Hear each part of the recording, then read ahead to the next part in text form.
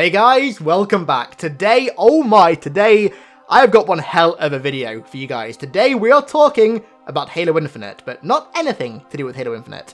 We are talking about some new things that were revealed on a social live stream the other day. So every Wednesday, I think it is, 243 do this sort of social live stream over on Mixer, where they just have somebody from the studio that they talk to, and they talk about like Halo 5 or MCC or something. But this week, they gave us a behind-the-scenes look at the Halo Infinite E3 2018 trailer. Something that I actually got to see at 343 when I was there in September, which was pretty exciting. It's nice to be able to talk about this to the world now, but there is some stuff, despite what Sketch said, there is some stuff that was in this breakdown that pertains particularly to the story and also to the sort of overall design philosophies for the game that are pretty significant, if I say so myself. So today, I'm going to run through all of the things that are worthy of note in this stream and just talk about them, because some of this stuff, like, holy shit, it actually is really, really significant. So let's start off with the one thing that I know you guys came here for, the one thing that's in the title that is going to be bringing everybody to this video.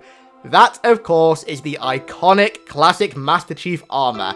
As you can see here, they revealed more sort of sketches and concept art for his helmet in Halo Infinite, and as you can see on the left side, there's sort of sketches from Halo 2 and Halo 3's helmet, and then sketches from Halo 4 and Halo 5's helmet, and then the Halo Infinite one that shows how they sort of merge the two designs together, and then the final product, of course. And I've got to say, this final product is looking like an absolute snack.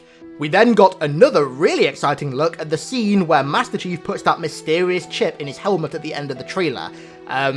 Let me just say, there's more to talk about that in a minute, but first off, we can see the 117 nameplate on the back of his helmet. That's never been there before. Looks kind of sick if you ask me. And then, more importantly, if you look at the chip itself, we can finally make out the numbers on that AI chip. And holy shit, if this serial number isn't just a placeholder, then my god, this is like really significant. So sadly, all those theories we had back in the day about the AI maybe being Durandal from Marathon or something like that, doesn't look like they're true anymore. Not exactly shocked, but yeah, it is what it is. As you can see, the serial number on this chip is 0453-0. Now, why is that significant? Cortana's serial number was 0452-9. So what does that mean? Is this Cortana 2? Is Cortana 2 officially announced? Maybe. It honestly, as crazy as that sounds, could be the case. Considering that the serial number on this new chip is literally like only one version higher than Cortana's, and also the fact that in Halo 4, Cortana says they'll pair you with another AI, maybe even another Cortana, or something along those lines. They'll pair you with another AI. Maybe even another Cortana model if Halsey lets them. That's not going to happen. It won't be me. You know that, right? This could quite literally be another version of Cortana that maybe Dr. Halsey creates on board Infinity for Chief to counter the Cortana that's currently taking over the galaxy. I want to say this links to a theory that I uploaded like 2.5 years ago that I had. Essentially, in the Forerunner trilogy of books, towards the end of the Forerunner Flood War, when Mendicant Bias has got the Logic Plague and he's turned to the side of the Flood, the Forerunners essentially created Offensive Bias, which was a contender-class AI, one of only 3 in existence, with another one being Mendicant Bias, literally to counter Mendicant Bias. And I had this theory that maybe another version of Cortana would be created to counter the current version of Cortana. Maybe this is like soft confirmation that that's the case. I mean, you never know. Also in this shot, we can see the chest and shoulder pieces of Chief's new armor, which do look very Halo 3 inspired. I gotta say, they look fucking beautiful. Moving on, they then showed us this storyboarded version of the final trailer, and my god, there is some shit in here that we gotta talk about. So, one of the first shots in the trailer was the camera moving away from this cave exit, and we couldn't really see anything, it was too dark. Whereas in this storyboarded version, we can clearly see that the cave itself is not a natural formation. It's actually one of those sort of like Delta Halo old style like stone Forerunner constructions, which is really cool in my opinion. I'm really happy that they seem to be coming back. We then saw some weird keyship art that was not in the trailer by any means. Now, those Forerunner hieroglyphs, I've deciphered those. They literally just count up from 0 to 8. There's nothing special about them. My theory on this scene is that it was originally what was meant to be in that cave scene that spelled out enemy within. It makes sense to me that that was one of the original concepts for that cave. Also, those letters below the numbers, they don't translate to anything. They are literally just scribbles. Trust me, I tried. We have a new shot of that underwater sentinel, which looks more like a retriever in this shot, but obviously a much smaller retriever, but more on that in a minute. Trust me, there's more on that in a minute. And then we also have a shot that was not in the trailer. Not at all. Not even like adapted for the trailer.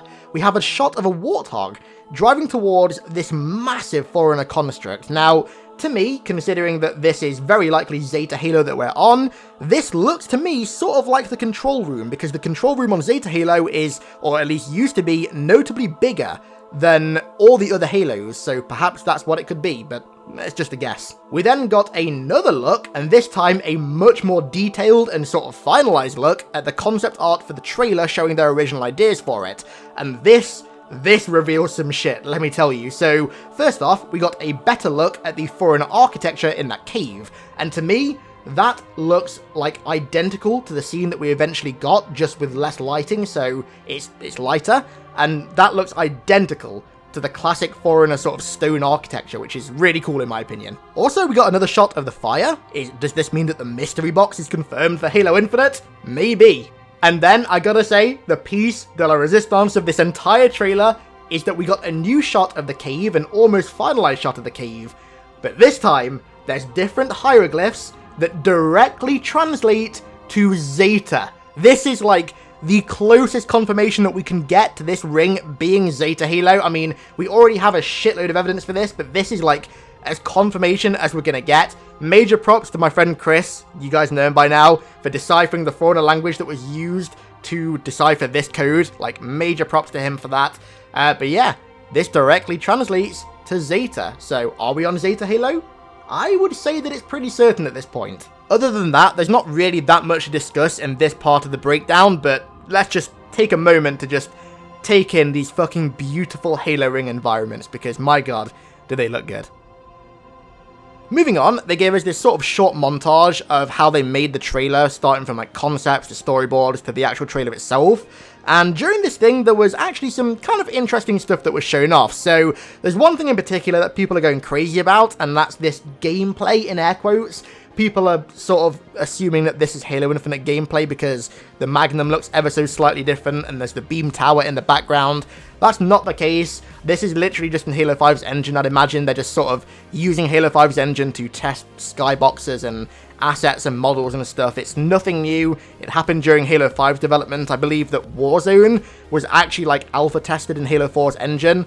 So this is nothing new. We then got a look at some very early Chief concepts for the trailer, starting off with Halo 5's design of Chief, and then moving over to the Halo Legends design, which was quite interesting to say the least, that they tried the package armor, which I think it looks pretty damn good, honestly, and it's not too far apart from what we've seen of the armor in Halo Infinite so far. Some of the sort of shapes and designs are fairly similar. We then got a proper look at the underwater sentinel, and again, it does look kind of like a smaller retriever to me, but my money personally is on it being an entirely new sentinel variant that maybe is unique to Zeta Halo. We then got another shot inside the cave that we got in the final trailer, except this time it was a wide angle shot that sort of revealed more, and also showed off some more details that were around the writing on the wall, almost like there was more writing there on the wall that over time has faded away and become one with nature or something.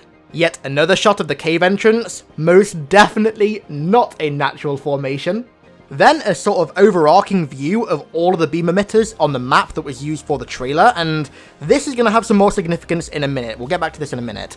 And then we have this beautiful shot of the Halo coming into view, followed by confirmation that the name of this trailer was literally Believe. So all the Halo 3 inspiration was definitely not a coincidence. And finally, before we move on to the next section of the video, we have one final piece of concept art. The true size of the space rhinos, my boys. Look how big those things are. Chief is like 7 foot tall, and these things are almost twice as tall, so there's some big rhinos. Okay, so there's one final aspect that I want to touch on, and that is trailer philosophies. Now, there's one thing that I want you guys to bear in mind during this section, and that's that when a trailer is created for a game, especially when it's the debut trailer, it's done in such a way that sort of encapsulates everything about the game that it's advertising. So the themes, the narrative, the environments, all of that stuff. So just bear that in mind during this section. Right, so one of the biggest focuses for this trailer was hope. They wanted to get across the idea of hope because Halo 4 and also Halo 5's marketing were both about sort of fear and restraint. They put the Chief in negative situations where he was obviously getting hurt or wounded in some way, whereas this trailer was quite the opposite. The trailer itself was built on 3 pillars, 3 emotions. They wanted to get across mystery, hope, and nostalgia, and in my opinion, they did all of those 3 things pretty damn well. They also wanted the trailer to connect to Halo's legacy and Halo's mystery, and like we've speculated a lot before, they took a lot of inspiration from Combat Evolved.